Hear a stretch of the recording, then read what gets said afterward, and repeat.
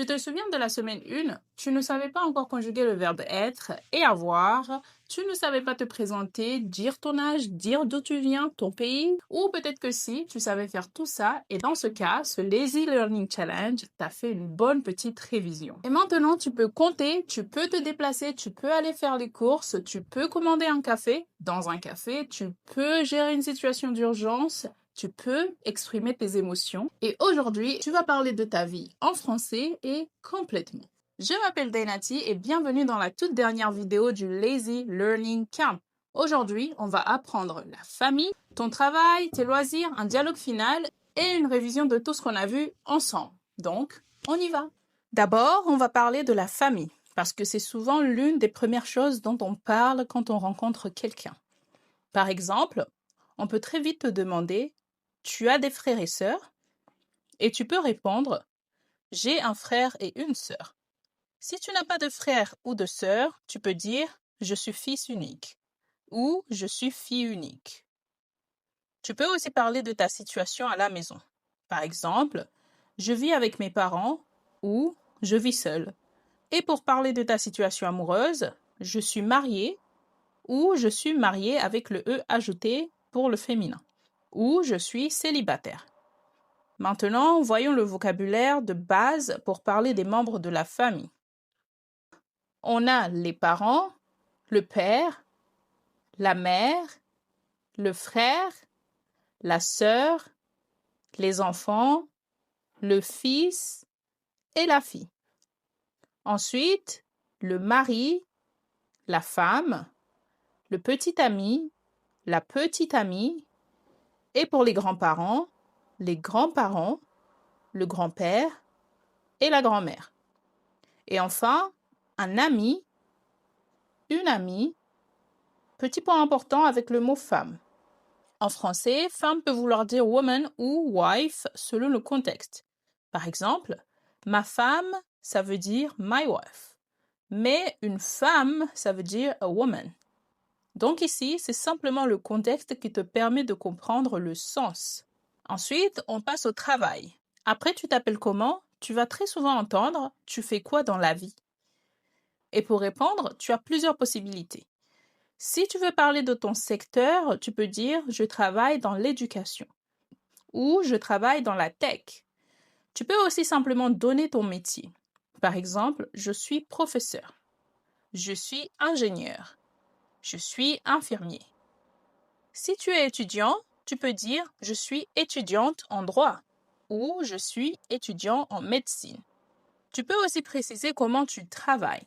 Par exemple, « je travaille à distance » ou « je travaille en présentiel ». Et si tu travailles pour toi-même, tu peux dire « je suis freelance » ou « je suis à mon compte ». Et au passage, rappelle-toi d'une règle qu'on a déjà vue pendant la semaine 1. Avec « être » plus un métier, on ne met généralement pas d'article. Donc, on ne dit pas « je suis un professeur ». On dit simplement « je suis professeur ». Et maintenant, on passe au loisir, donc à ce que tu fais quand tu ne travailles pas. Pour en parler, tu as surtout 3 structures à retenir. La première, c'est « j'aime » plus infinitif. Par exemple, « j'aime lire »,« j'aime cuisiner »,« j'aime voyager » ou « j'aime regarder des séries ». Ensuite, tu peux utiliser « je fais du »,« de la » ou « de » L' plus une activité. Par exemple, je fais du sport, je fais de la natation ou je fais de la guitare. Et la troisième structure, c'est je joue à, au, ou, au, AUX plus un sport ou un jeu. Par exemple, je joue au football, je joue aux échecs ou je joue à des jeux vidéo. Maintenant, fais attention à la différence entre faire de, jouer à et jouer de. Faire de, tu peux l'utiliser pour parler d'une activité ou d'un sport. Par exemple, je fais du tennis, je fais de la natation. Pour un jeu ou pour un sport, tu peux aussi utiliser jouer à. Par exemple, Je joue au tennis. Je joue aux échecs. Et pour les instruments de musique, on utilise jouer de. Par exemple, je joue de la guitare. Tu peux aussi dire je fais de la guitare. Les deux sont corrects. Un petit lazy tip pour finir. Après cette vidéo, retourne voir la vidéo 2 de la semaine 1. Tu verras beaucoup plus facilement tout ce que tu es capable de dire maintenant. Et ça, c'est probablement la meilleure façon de voir les progrès que tu as fait pendant le Lazy Learning Camp. On passe au dialogue final du camp. Écoute d'abord une fois entier, ensuite tu joueras le rôle de Camille. Salut, je m'appelle Lucas. Et toi? Moi, c'est Camille. Enchantée. Tu viens d'où, Camille? Je suis française.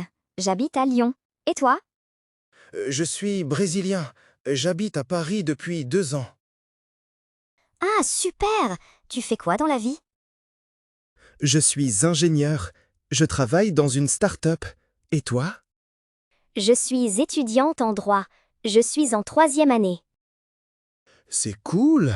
Tu as des frères et sœurs? Oui, j'ai un frère. Et toi? Non, je suis fils unique. Et toi, tu fais quoi le week-end? J'aime lire et je fais de la randonnée. Et toi? Moi, je joue au foot avec des amis et j'aime cuisiner. On a des loisirs différents, mais tu parles très bien français. Merci, j'apprends depuis 6 mois. C'est difficile, mais j'aime ça. 6 mois seulement? C'est impressionnant. Continue comme ça. Dans cette conversation, tu trouves presque tout ce qu'on a appris depuis la semaine 1. Se présenter, dire d'où on vient, parler de son travail, de sa famille et de ses loisirs. Il y a une seule petite nouveauté. Depuis. On utilise depuis plus une durée pour dire depuis combien de temps quelque chose continue. Par exemple, j'habite à Paris depuis 2 ans. J'apprends le français depuis 6 mois. Tu peux aussi remarquer que certaines questions reviennent naturellement quand on fait connaissance. Tu viens d'où? Tu fais quoi dans la vie? Tu as des frères et sœurs? Qu'est-ce que tu aimes faire? Ce sont de très bonnes questions pour faire avancer une conversation. Cette fois, on le fait ensemble. Je suis Lucas, tu es Camille. Je lis les phrases de Lucas et je te laisse quelques secondes pour répondre avec celle de Camille. Salut, je m'appelle Lucas. Et toi? Tu viens d'où, Camille?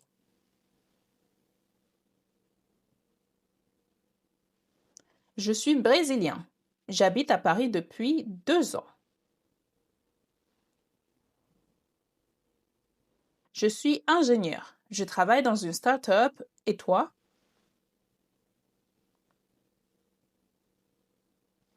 C'est cool. Tu as des frères et sœurs? Non, je suis fils unique. Et tu fais quoi le week-end?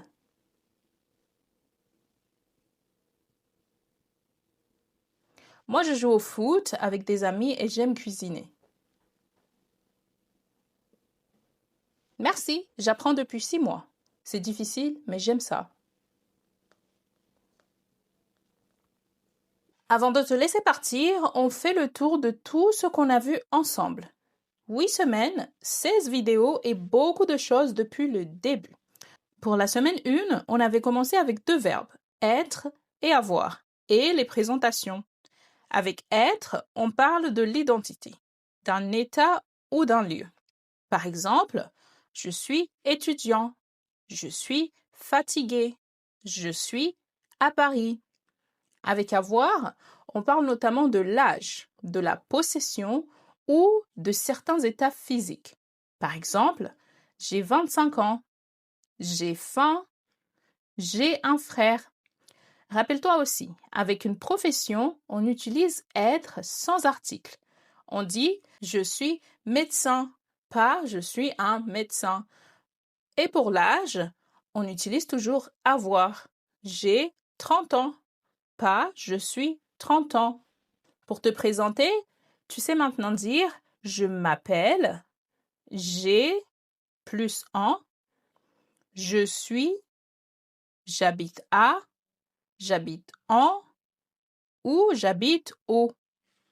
Et tu connais aussi la différence entre tu pour les situations formelles et vous pour les situations plus formelles. Maintenant, une petite question. Tu veux dire I'm a student. Comment tu le dis?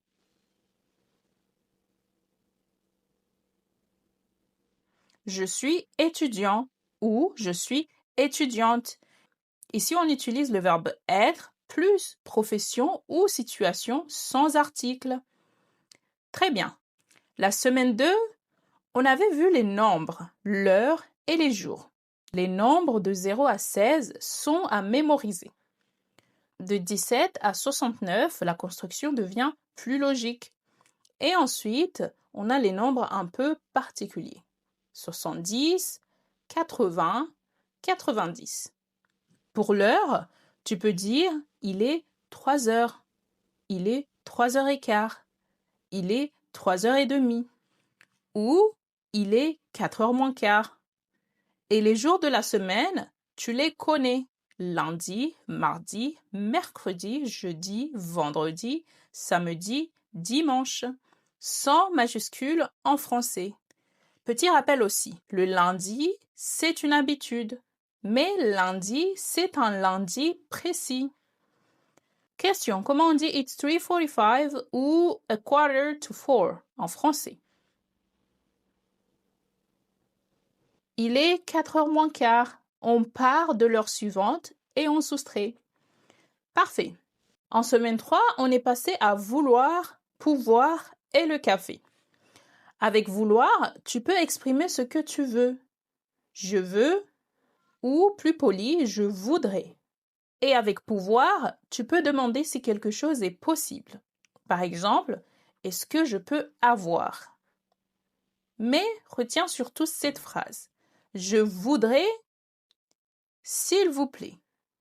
Elle fonctionne très bien au café ou au restaurant. Tu peux dire je voudrais et tu rajoutes ce que tu as besoin et tu finis par dire s'il te plaît. Exemple, je voudrais du café s'il vous plaît. On avait aussi vu la différence entre la carte et le menu. La carte, c'est la liste complète des plats. Le menu, c'est souvent une formule. Et rappelle-toi aussi, en France, un café, c'est généralement un expresso. Une carafe d'eau est gratuite, alors qu'une bouteille d'eau est payante. Et en partant, pense à dire bonne journée. Question. Tu veux voir la liste complète des plats. Qu'est-ce que tu demandes? Je voudrais voir la carte, s'il vous plaît. La carte, c'est la liste complète, pas le menu. En semaine 4, on a travaillé les prépositions et les déplacements. Regarde ici, on utilise A accent aigu pour une ville, en avec un pays féminin, au avec un pays masculin et au, AUX avec un pays au pluriel. Donc on utilise A, en, au pour les pays et les villes. Par exemple, j'habite à Paris. J'habite en France. J'habite au Canada. J'habite aux États-Unis. On a aussi vu les prépositions de lieu. Dans, sur, sous, près de, en face de, à côté de. Et pour les directions, à gauche, à droite, tout droit, au bout de la rue, au coin. Avec aller à, tu dis où tu vas. Je vais à la gare, par exemple. Et avec venir de, tu dis d'où tu viens. Je viens du cinéma. Dans le métro, rappelle-toi aussi que la direction correspond généralement au nom de la station terminus. Et à l'oral, tu peux entendre c'est pas loin. À la place de ce n'est pas loin. Les deux se comprennent. Question. Tu habites aux États-Unis. Comment tu le dis? J'habite aux États-Unis. On utilise AUX pour le pluriel. Donc, c'est A plus les pour les pays pluriels. En semaine 5, on avait vu les articles et le marché. Les articles définis. Le, la et l'apostrophe les. Les articles indéfinis. Un, une, des. Les articles partitifs. Du, de la, de et l'apostrophe. Par exemple, du pain, de la farine. Attention aussi, après une quantité, on utilise de. On dit 1 kilo de tomates, pas 1 kilo des tomates. Au marché, tu peux entendre qu'est-ce qu'il vous faut? Et avec ça, ou ça fait 10 euros. Et bien sûr, pense toujours à dire bonjour en entrant et au revoir en partant. Question. Tu veux du pain? Comment tu le demandes correctement au marché? Je voudrais du pain, s'il vous plaît. Ici, on utilise du parce que c'est un partitif masculin pour une quantité non précisée. En semaine 6, on a parlé des émotions et du corps. Pour parler d'une douleur, on utilise avoir mal à. Par exemple, j'ai mal à la tête. J'ai mal au dos. J'ai mal aux dents. J'ai mal à la gorge. Et pour parler de ton état, tu peux utiliser être plus adjectif. Je suis fatigué. Je suis stressé. Je suis content. Je suis triste. Oublie pas l'accord au féminin. Par exemple, fatigué devient fatigué avec un E ajouté. Tu as aussi appris des réponses plus naturelles à ça va. Comme bof, ça va pas terrible, j'ai le moral ou je suis crevé. Et quelques expressions très françaises comme j'ai la flemme, j'ai le cafard, j'en ai marre.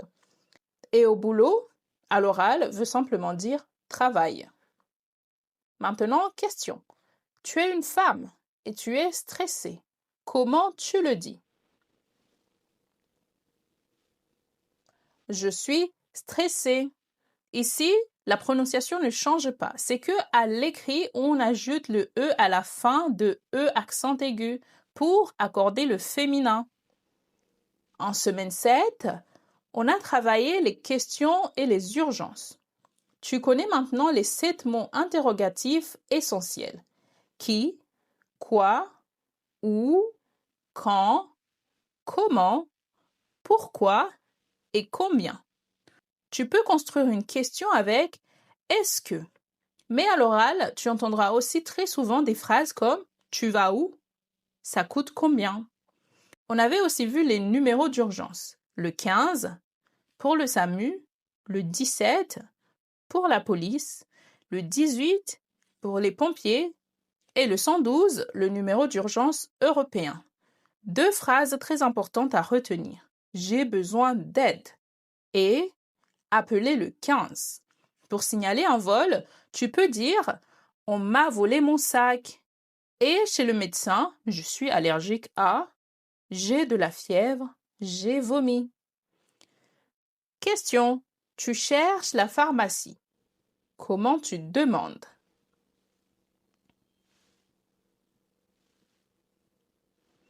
Excusez-moi, où est la pharmacie? Ici, c'est une structure directe, la plus naturelle. Tu peux aussi dire vous savez où est la pharmacie? Aussi très naturel à l'oral.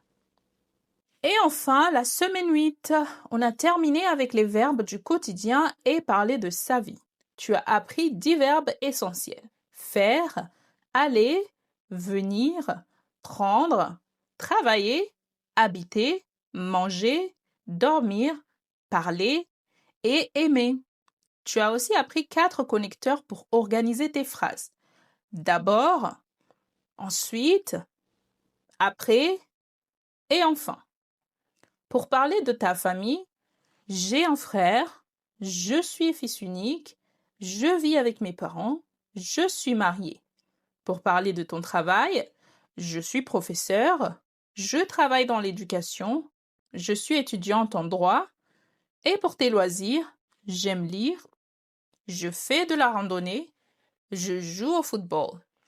Et pour un instrument, rappelle-toi, je joue de la guitare. Enfin, tu as découvert depuis.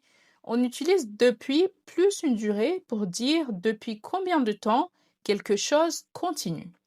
Par exemple, j'habite à Paris depuis 2 ans ou j'apprends le français depuis 6 mois. Et voilà, 8 semaines, 16 vidéos et tu viens de revoir tout le Lazy Learning Camp. Et pour terminer, on va faire un dernier exercice. Cette fois, je vais te donner plusieurs situations, une par une. Chacune reprend quelque chose qu'on a vu pendant le camp. À chaque situation, essaie de formuler ta réponse en français dans ta tête ou à voix haute. Prends vraiment le temps de répondre. On commence. Première situation, tu rencontres quelqu'un. Tu veux dire que tu es mexicain et que tu as 28 ans.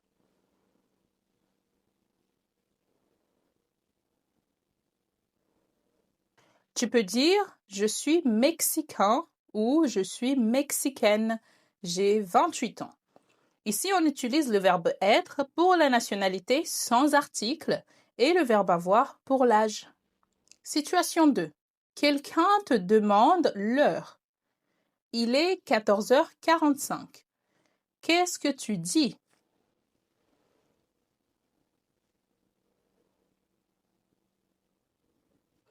Il est 14h moins quart.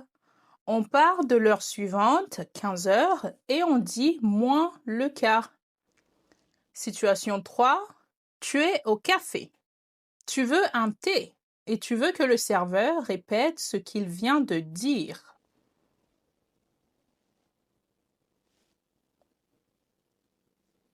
Tu peux dire « Je voudrais un thé, s'il vous plaît ». Puis, vous pouvez répéter « s'il vous plaît ». Ici, on utilise le verbe vouloir pour commander et pouvoir pour demander un service. On passe à la situation suivante. Tu habites en Corée du Sud, dans la ville de Séoul. Comment tu le dis?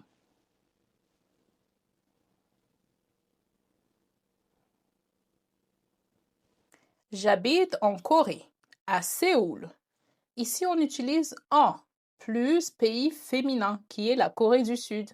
À accent aigu plus la ville, qui est Séoul. Situation suivante. Au marché, tu veux 500 grammes de fromage et 2 litres de lait.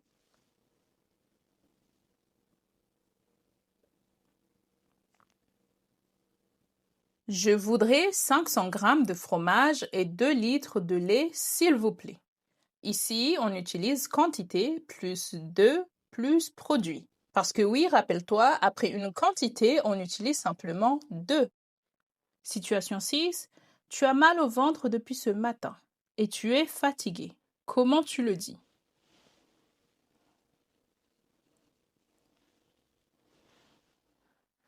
J'ai mal au ventre depuis ce matin et je suis fatigué. On utilise avoir mal pour la douleur, être plus adjectif pour ton état et ici depuis indique depuis quand la douleur a commencé. Situation 7. Tu ne comprends pas, tu veux demander au médecin de répéter plus lentement.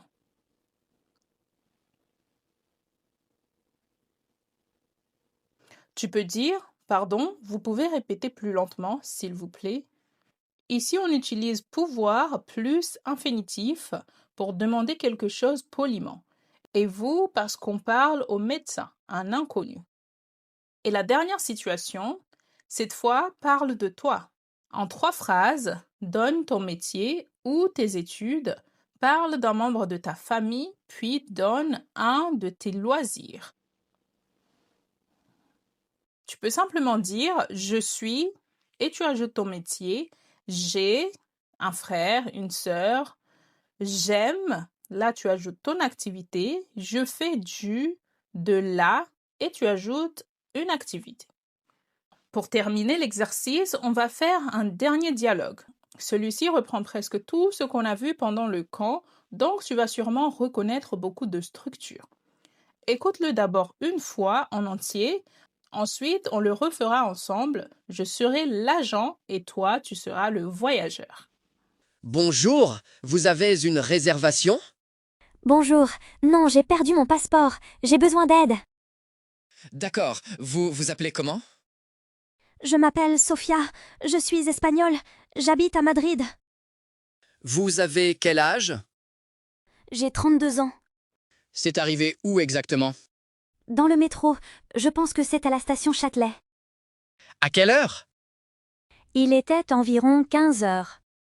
Vous avez de la fièvre? Vous vous sentez bien? Non, je n'ai pas de fièvre, mais j'ai mal à la tête. Je suis très stressée. Je comprends. Est-ce que je peux avoir votre numéro de téléphone? Oui, c'est le 06 12 34 56 78. Parfait. Vous voulez un café en attendant? Oui, je voudrais un café, s'il vous plaît. Merci beaucoup. Est-ce que tu as reconnu certaines structures? On retrouve les présentations de la semaine 1, les nombres et l'heure de la semaine 2 et je voudrais pour commander qu'on a vu en semaine 3. Il y a aussi le métro et la localisation de la semaine 4, avoir mal et les émotions de la semaine 6, puis les questions de la semaine 7. En fait, tout ce que tu as compris commence à se mélanger dans une vraie conversation. Et c'est exactement le but. Cette fois, c'est à toi. Je suis l'agent et toi, tu es le voyageur. Je vais lire uniquement les phrases de l'agent. Après chaque phrase, je te laisse quelques secondes pour répondre. Bonjour, vous avez une réservation? D'accord, vous vous appelez comment?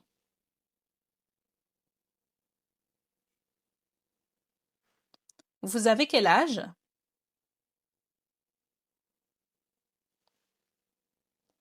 C'est arrivé où exactement?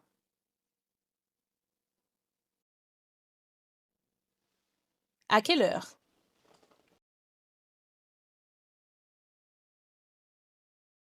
Vous avez de la fièvre, vous vous sentez bien?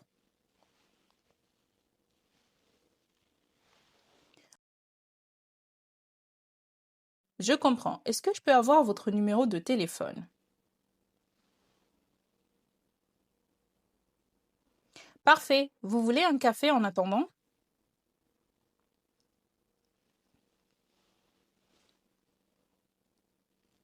Voilà, tu viens de finir la semaine 8, la dernière de ce camp. En 8 semaines, tu as appris à te présenter, à compter, à dire l'heure, à te déplacer, à parler de tes émotions, à gérer une urgence et à parler de ta vie. Mais donc, est-ce que ça veut dire que tu parles couramment français?